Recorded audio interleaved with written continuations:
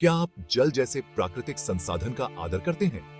भगवान बुद्ध ने अपने अनुयायी भिक्षुओं के लिए जल से संबंधित कुछ खास नियम बनाए थे ताकि वे प्राकृतिक संसाधनों का सम्मान करना और उनका संरक्षण करना सीखें। यह केवल अनुशासन का हिस्सा नहीं था, बल्कि एक गहरा संदेश था कि जल जैसी चीजें केवल हमारी सुविधा के लिए नहीं, बल्कि सभी के जीवन का आधार हैं।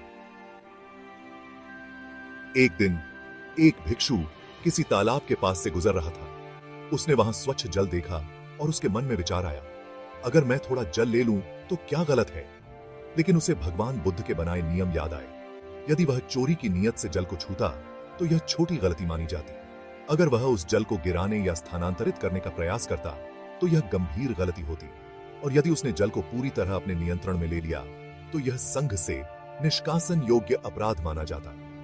इसके अलावा यदि भिक्षु अपने पात्र का उपयोग करते हुए जल को बिना अनुमति के लेता और वह जल 5 मासक या उससे अधिक मूल्य का होता तो यह भी छोटी गलती का दोष माना जाता। यदि उसने उसे पूरी तरह से अपने पात्र में भर लिया तो यह निष्कासन योग्य अपराध माना जाता। भिक्षु ने यह सब सोचते हुए जल को नहीं छुआ और अपने विचारों को नियंत्रित किया। उसने समझा कि भगवान बुद्ध ने यह नियम केवल जल के प्रति अनुशासन बनाने के लिए नहीं, बल्कि हमें यह सिखाने के लिए बनाए थे कि हम सभी को जल का सम्मान करना चाहिए। लेकिन यह नियम केवल भिक्षुओं के लिए नहीं, बल्कि हम सभी के लिए एक महत्वपूर्ण सीख है। जल हमारे जीवन का आधार है और जब हम इसका सम्मान करते हैं तो यह केवल प्रकृति का नहीं, बल्कि हमारे स्वयं का सम्मान होता है।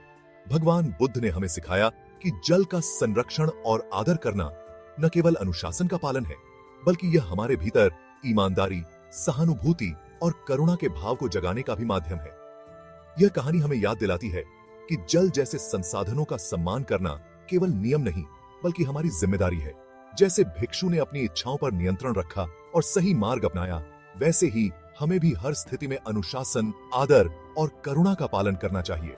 क्या आप भी जल का सम्मान करते हैं? हमें कमेंट में बताएं और ऐसी और प्रेरणादायक कहानियों के लिए हमारे चैनल को सब्सक्राइब करना न भूलें।